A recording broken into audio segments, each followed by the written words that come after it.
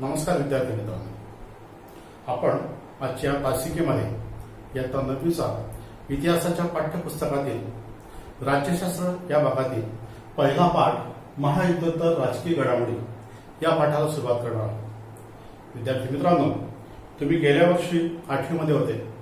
8वी मध्ये असताना तुम्ही स्थानिक शासन संस्था म्हणजे काय, स्थानिक शासन संस्था म्हणजे नगरपालिका, महानगरपालिका, पंचायत समिती, जिल्हा परिषद या संस्था लोकांच्या कशा पद्धतीने कामं करत असतात, लोकांना या संस्थांमध्ये कशा पद्धतीने कामं पडत असतात किंवा लोकांच्या समस्या या स्थानिक संस्था शासन संस्था कशा पद्धतीने सोडवत असतात हे सगळं बघितलं। त्यानंतर गेल्या वर्षीच आपण भारताचे संविधान केव्हा तयार झालं, भारताचे संविधान कोणी तयार केलं, भारताचे संविधान तयार करण्यासाठी किती वर्ष लागले, किती महिने लागले, भारताचे संविधान तयार करत असताना किती समित्या होत्या, या सगळ्या समित्यांचं प्रमुख काम कोणाकडे होतं हे सगळं आपण 8वीच्या पाठ्यपुस्तकात बघितलं। त्यानंतर त्यामध्येच आपण भारताची राज्य पद्धती कशा पद्धती आहे, म्हणजे भारताचे संसद म्हणजे काय, राष्ट्रपती, उपराष्ट्रपती, मंत्रिमंडळ हे सगळे मिळून संसद तयार होतं, हे सगळं आपण 8वीच्या पाठ्यपुस्तकामध्ये बघितलं। यावर्षी भारताचे जगाची कशा पद्धतीने संबंध आहे किंवा आपल्या देशाचे जागतिक स्तरावरती काय अस्तित्व आहे, कसे संबंध आहे हे आपण आजच्या या पाठामध्ये बघणार आहोत। विद्यार्थी मित्रांनो, भूगोलाचा अभ्यास करत असताना एखाद्या देशाची सीमा किंवा त्या देशाचे भौगोलिक स्थान हे आपल्याला माहीत पडत असतं। इतिहासाचा अभ्यास करत असताना त्या देशामध्ये काय घटना घडून गेल्या, त्या देशाची काय पार्श्वभूमी आहे, त्या देशाचा ऐतिहासिक वारसा काय आहे, या गोष्टी आम्हाला समजत असतात। तर राज्यशास्त्रामध्ये त्या देशाचं राष्ट्रीय स्तरावर, आंतरराष्ट्रीय स्तरावर कोणत्या प्रकारचं, कशा प्रकारचं अस्तित्व आहे हे आम्हाला समजत असतं। विद्यार्थी मित्रांनो, या पाठामध्ये जे स्पष्टीकरणाचे मुद्दे आलेले आहेत त्याला आपण सुरुवात करणार आहोत। त्यातला पहिला मुद्दा आहे की माणसं हे परस्परावलंबी असतात। उदाहरणार्थ, कोणताही माणूस घेतला आपण, कोणताही माणूस हा सर्वगुण संपन्न नसतो किंवा त्याला सगळ्या गोष्टी त्याला ज्या ज्या लागत असतात त्या त्याच्याकडे आहेतच असं नसतं। त्याला कोणत्या ना कोणत्या गोष्टीसाठी, कोणत्या ना कोणत्या वस्तूसाठी, काही ना काही कामासाठी इतर लोकांवरती अवलंबून राहावं लागतं। आपण घरामध्ये सुद्धा वावरत असताना, राहत असताना आपण काही आपली सगळी कामं आपण करतो असं नाही की आपले कामं बऱ्याचदा आपल्या घरातील जे माणसं असतात, लोक असतात, आई असते, वडील असतात, भाऊ असतात, बहीण असतात, हे आपली कामं करत असतात किंवा त्यांच्याकडनं आपण काहीतरी वस्तू कधीतरी घेत असतो किंवा आपल्याला एकमेकांशी काम पडत असतं। ज्याप्रमाणे माणसं एकमेकांवर अवलंबून असतात त्याप्रमाणे गावं सुद्धा, शहरं सुद्धा एकमेकांवरती अवलंबून असतात आणि याच्यातूनच व्यापार हा तयार झालेला आहे किंवा याच्यातून व्यापार ही पद्धती निर्माण झाली। बाजार भरला जातो, त्या ठिकाणी लोक वस्तू घेऊन बसतात, ज्याला वस्तूची गरज असेल तो त्या ठिकाणी जातो, ती वस्तू खरेदी करतो। अशा पद्धतीने एकमेकांचं काम एकमेकांशी होत असतो। याचा अर्थ माणसं हे परस्परावलंबी असतात, शहरं हे परस्परावलंबी असतात, गावं हे परस्परावलंबी असतात। ज्याप्रमाणे माणसं, शहरं आणि गावं हे परस्परावलंबी असतात, एकमेकांवरती अवलंबून असतात, त्याचप्रमाणे देश सुद्धा एकमेकांवरती अवलंबून असतात। एका देशाला दुसऱ्या देशाशी काही ना काही काम पडत असतं। जगामध्ये असा कोणताही देश नाही की जो स्वतःसाठी लागणाऱ्या सगळ्या गोष्टी किंवा आपल्या देशामध्ये असलेल्या लोकांना लागणाऱ्या सगळ्या गोष्टी ते त्यांच्याकडे असतीलच असा जगामध्ये एकही देश नाही। जगामध्ये लहान मोठे अनेक देश आहेत, म्हणजे जवळजवळ 240 पेक्षा जास्त देश जगामध्ये आहेत। हे सगळे देश कोणत्या ना कोणत्या गोष्टीसाठी एकमेकांवरती अवलंबून असतात आणि तो जे एकमेकांवरती अवलंबून असतात त्यालाच आपण व्यापार असं म्हणत असतो। परंतु व्यापार करत असताना किंवा एकमेकांचं जागतिक स्तरावरचं संबंध पुढे चालवत असताना कोणाशी कशा पद्धतीने संबंध ठेवले पाहिजे किंवा कोणत्या देशाशी कोणत्या प्रकारचे, कशा प्रकारचे संबंध ठेवले पाहिजे ही एक नीती ठरवली जात असते आणि हे राष्ट्रीय स्तरावर ठरवलं जात असतं। उदाहरणार्थ, पाकिस्तान भारतामध्ये सतत कुरघोड्या करत असतो, पाकिस्तान भारतामध्ये सतत अतिरेकी कारवाया करत असतो, पाकिस्तान भारतामध्ये सतत अतिरेकी पाठवत असतो, बॉम्ब हल्ले करत असतो किंवा पाकिस्तान भारताचं सतत वाईट चिंतत असतो। म्हणून आमचे संबंध तशाच पद्धतीने त्यांच्याशी असतील. म्हणजे आम्ही एवढं वाईट वागतो असं नाही, परंतु पाकिस्तानशी आम्ही तशा पद्धतीची मैत्री करू शकत नाही. काही गोष्टींमध्ये व्यापार होत असेल, परंतु जो देश आमचा मित्र त्या देशांशी चांगले संबंध ठेवणे, जो देश आमचा शत्रू त्या देशाशी वाईट संबंध ठेवणे किंवा चांगले संबंध ठेवायचे नाहीत, ही आंतरराष्ट्रीय एक प्रकारची योजना असते. आणि तशा पद्धतीने सगळे देश आपापलं परस्पर व्यापार, परराष्ट्र धोरण हे ठरवत असतात. अनेक देशांचे अनादी काळापासून, प्राचीन काळापासून एकमेकांशी व्यापार सुरू आहे. म्हणजे युरोपीय देश आग्नेय आशियातील देशांशी व्यापार करायचे, इथून मसाल्याचे पदार्थ न्यायचे, तिकडनं वेगळ्या पद्धतीच्या वस्तू इकडे यायच्या. असं खूप वर्षापासून भारताशी त्यांचा व्यापार सुरू आहे आणि त्यावरून परराष्ट्र धोरणे ठरत असतं. आपल्या देशाचं इतर देशांशी कशा पद्धतीने परराष्ट्र धोरण आहे किंवा इतर देशांचं भारताशी कशा पद्धतीचे परराष्ट्र धोरण आहे किंवा जागतिक स्तरावरती कोणाचं कोणाशी कशा पद्धतीचे परराष्ट्र धोरण आहे, या गोष्टी जर आम्हाला समजून घ्यायच्या असतील तर आम्हाला थोडं इतिहासात जावं लागेल, आम्हाला थोडं भूतकाळात जावं लागेल. भूतकाळामधल्या घडलेल्या गोष्टी या वर्तमानच्या गोष्टींवरती परिणाम करत असतात. उदाहरणार्थ, भूतकाळामध्ये 2 मोठ्या घटना जागतिक स्तरावरती घडून गेल्या. त्यातली पहिली घटना म्हणजे पहिलं महायुद्ध, दुसरी घटना दुसरं महायुद्ध. पहिलं महायुद्ध कसं घडलं, त्यासाठी कोणत्या गोष्टी कारणीभूत ठरल्या, त्याचे परिणाम काय झाले, या गोष्टी आम्ही सर्वात आधी बघणार आहोत. विद्यार्थी मित्रांनो, पहिल्या महायुद्धाचा कालावधी साधारणतः 1914 मध्ये पहिलं महायुद्ध सुरू झालं आणि 1918 पर्यंत ते चाललं. जगाचे 2 भाग झाले. युरोप खंडामध्ये विशेष करून हे युद्ध लढलं गेलं.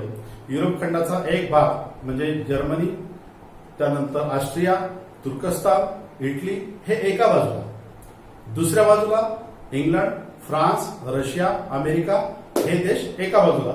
अशा पद्धतीने साधारणतः 4-5 वर्ष 1914 ते 1918 हे युद्ध सुरू होतं. हे युद्ध होण्यासाठी ज्या गोष्टी कारणीभूत ठरल्या त्या गोष्टी आम्ही सर्वात आधी बघू. त्यासाठी पहिलं कारण ठरलं साम्राज्यवाद. म्हणजे युद्ध घडलं 1914ला, त्या कालावधीपर्यंत अनेक क्षेत्रामध्ये अनेक प्रकारचे नवीन नवीन शोध लागलेले होते आणि या नवीन नवीन शोध लागल्यामुळे प्रचंड प्रमाणात वस्तूंचं उत्पादन झालं.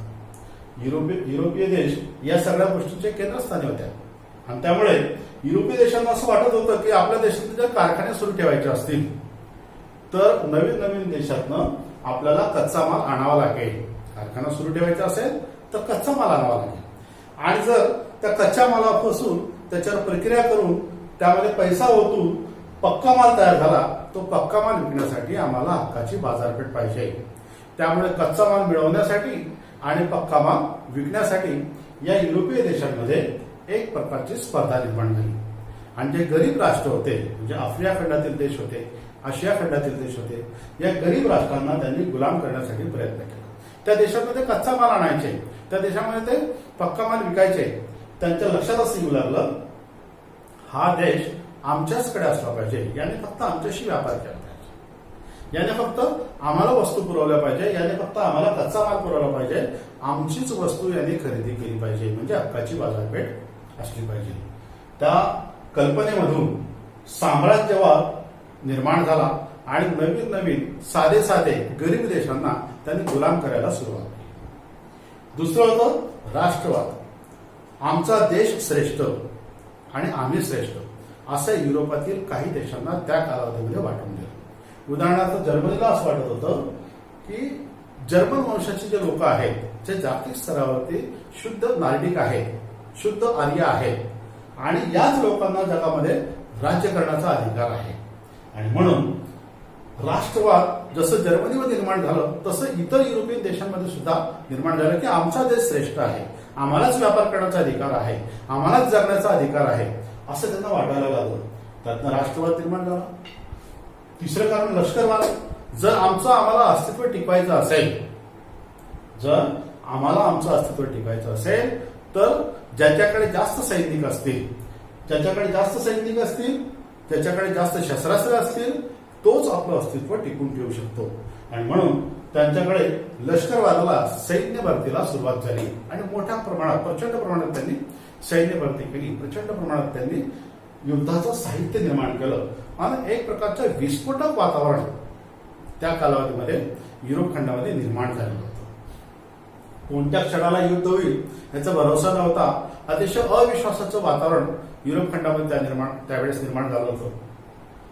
त्यानंतरचं कारण होतं राजनैतिक गडबाजी. म्हणजे युरोप खंडातील काही देशांशी ज्यांच्याशी त्यांचं जुळत होतं अशा देशांशी मैत्रीचे करार केले. जर्मनी, इटली, ऑस्ट्रिया यांचा त्रिराष्ट्र मैत्री करार झाला. दुसऱ्या बाजूला इंग्लंड, फ्रान्स, रशिया यांचा मैत्री करार झाला. अशा पद्धतीने राजनैतिक गडबाजी युरोपमध्ये त्या कालावधीमध्ये निर्माण झाली. त्याच कालावधीमध्ये बाल्कन प्रदेश म्हणजे भूमध्य समुद्राचा जो प्रदेश होता त्याचं भौगोलिक अस्तित्व अतिशय महत्वाचं होतं.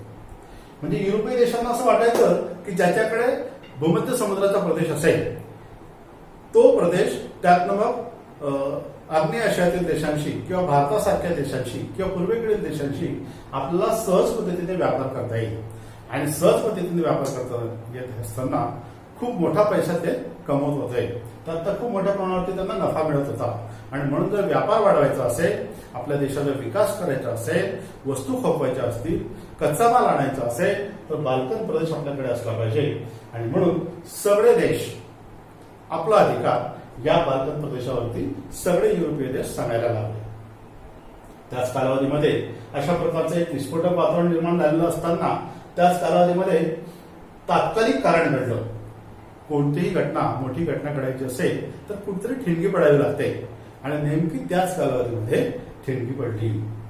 ऑस्ट्रियाचा राजपुत्र याचा एका सायबेरियन माणसाने खून केला आणि ही घटना पहिल्या महायुद्धाला कारण ठरली. आणि जगातलं सगळ्यात मोठं युद्ध त्या काळातलं, त्या कालावधीपर्यंतचं सगळ्यात मोठं युद्ध त्यावेळेस झालं आणि पहिल्या महायुद्धाला सुरुवात झाली. या पहिल्या महायुद्धाचे परिणाम सुद्धा खूप विस्फोटक होते, खूप मोठे होते, खूप भयानक होते. त्या कालावधीमध्ये जे युद्ध झालं त्या पहिल्या महायुद्धामध्ये जवळजवळ 1 कोटी सैनिक हे मारले गेले. प्रचंड प्रमाणात मनुष्यहानी झाली. जवळजवळ एक पिढी त्या कालावधीमध्ये नष्ट झाली. त्या युद्धामध्ये लाखो नागरिक मारले गेले. ज्या लोकांचा काही संबंध नव्हता असे लोक सुद्धा, निरपराध लोक सुद्धा या पहिल्या महायुद्धामध्ये मारले गेले. त्यानंतर त्याचे कुटुंब बेचैन झाले. खूप मोठ्या प्रमाणावरती पैसा खर्च झाला. सगळ्या प्रकारचे ताकद, सगळ्या प्रकारची शक्ती, आर्थिक शक्ती युद्धासाठी लागणाऱ्या वस्तू निर्मितीसाठी हे देश वापरत होते. आणि म्हणून ज्या दैनंदिन गरजेच्या वस्तू होत्या त्यांचा तुटवडा निर्माण झाला. ज्या दैनंदिन गरजेच्या वस्तू होत्या महागाई वाढू लागली, त्या वस्तू महाग मिळू लागल्या आणि एक प्रकारे अविश्वासाचं वातावरण संपूर्ण जगामध्ये त्या कालावधीमध्ये निर्माण झालं. त्यावेळेस लुसिटानिया नावाची जी बोट होती त्या बोटीवरती जर्मनीने हल्ला केला आणि त्या बोटीवर हल्ला केला. या गोष्टीचा अमेरिकेला राग आला. अमेरिका त्या युद्धामध्ये उतरली आणि 1918 मध्ये हे युद्ध संपलं, समाप्त झालं. विद्यार्थी मित्रांनो, पुन्हा अशा प्रकारचं संकट जगावर येऊ नये म्हणून ज्या देशांनी युद्ध केलं होतं तेच देश सुज्ञपणाने पुढे आले. युरोपीय देश पुढे आले. त्यांच्यासोबत अमेरिका सुद्धा होता आणि त्या सगळ्यांनी मिळून राष्ट्रसंघ नावाचे एक आंतरराष्ट्रीय संघटना निर्माण केली. उद्देश हाच होता की हे जे संकट आलं, हे जे युद्ध झालं, अशा प्रकारचे युद्ध भविष्यामध्ये पुन्हा घडू नये. आणि म्हणून राष्ट्रसंघ नावाची संघटना निर्माण झाली. त्यानंतर काही वर्षांतर लगेच दुसरं महायुद्ध आलं. दुसरं महायुद्धासाठी कोणती गोष्ट कारणीभूत ठरली ते आपण बघूया.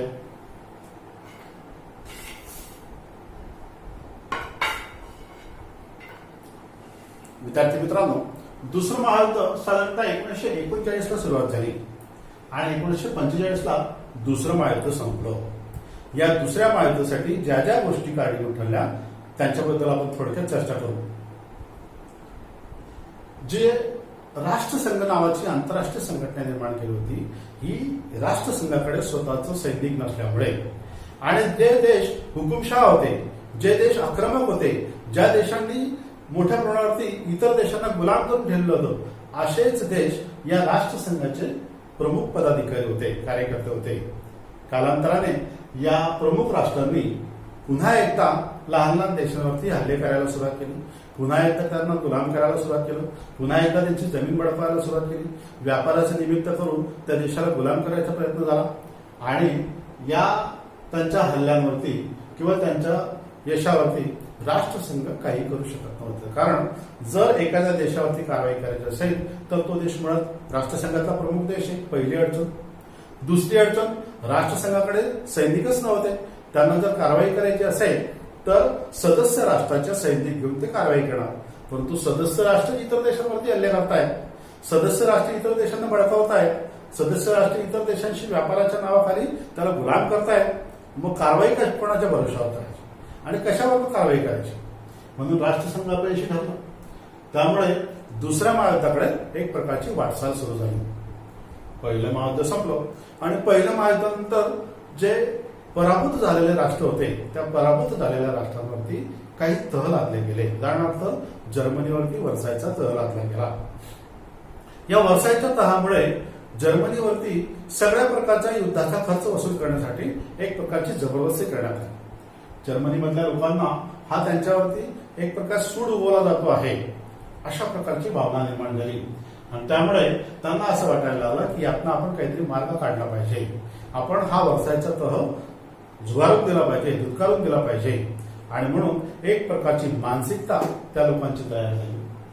त्याच कालावधीमध्ये जर्मनी, जपान, इटली, तुर्कस्तान या देशांमध्ये हुकुमशाह राष्ट्र निर्माण झालं. जर्मनीमध्ये हिटलर निर्माण झाला, त्यानंतर तुर्कस्तानमध्ये मुस्तफा केमाल पाशाचे सरकार आलं, इटलीमध्ये मुसोलिनी आला, तशाच प्रकारचे हुकुमशाह सरकार हे जपानमध्ये आलं. हे म्हणजे सारख्या विचारांचे देश एकत्र आले, पुन्हा एकदा त्यांची सगळ्यांची वाटचाल दुसऱ्या महायुद्धाकडे सुरू झाली. हे हुकुमशाह देश इतर देशांना सरसकट गुलाम करू लागले. दुसरं महायुद्ध झालं. या दुसऱ्या महायुद्धाला 1939 मध्ये सुरुवात झाली. 45 मध्ये ज्यावेळेस संपलं त्या संपेपर्यंत जवळजवळ 1.5 कोटी सैनिक या दुसऱ्या महायुद्धामध्ये मारले गेले होते. प्रचंड प्रमाणात, लाखो प्रमाणात माणसं मारले गेले होते. ज्यांचा काही संबंध नव्हता असेही लोक यामध्ये बळी पडले होते. अनेक कोटी रुपये या दुसऱ्या महायुद्धामध्ये खर्च झाले.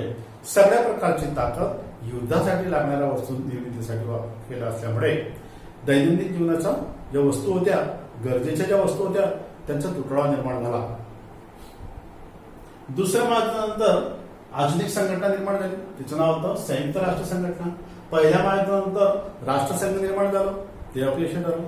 दुसऱ्या महायुद्धानंतर संयुक्त राष्ट्र संघटना निर्माण झाली आणि ज्या चुका राष्ट्रसंघ निर्माण करण्यासाठी त्यावेळी झाल्या होत्या त्या चुका पुन्हा एकदा होऊ नये या गोष्टीची खबरदारी घेण्यात आली आणि संयुक्त राष्ट्र संघटना नावाची एक आंतरराष्ट्रीय संघटना स्थापन झाली. भारतासारखे अनेक देशांमध्ये त्या कालावधीमध्ये स्वातंत्र्यासाठी वारे वाहू लागले. भारतामध्ये त्या काळात साधारणतः गांधी युग सुरू होतं. महात्मा गांधींनी असहकार चळवळ, चले जाव चळवळ अशा अनेक प्रकारच्या चळवळी स्थापन केल्या.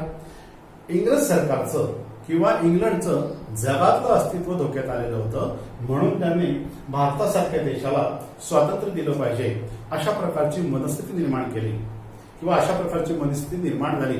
ज्याप्रमाणे भारताबद्दल त्यांचं मत झालं होतं की भारताला स्वातंत्र्य दिलं पाहिजे, त्याप्रमाणे ज्या ज्या देशांना युरोपीय देशांनी गुलाम करून ठेवलं होतं त्या अशा अनेक देशांना स्वातंत्र्य मिळवण्यासाठी अनुकूल असं वातावरण त्या कालावधीमध्ये निर्माण झालं. भारतामध्ये स्वातंत्र्याचे वारे वाहू लागले.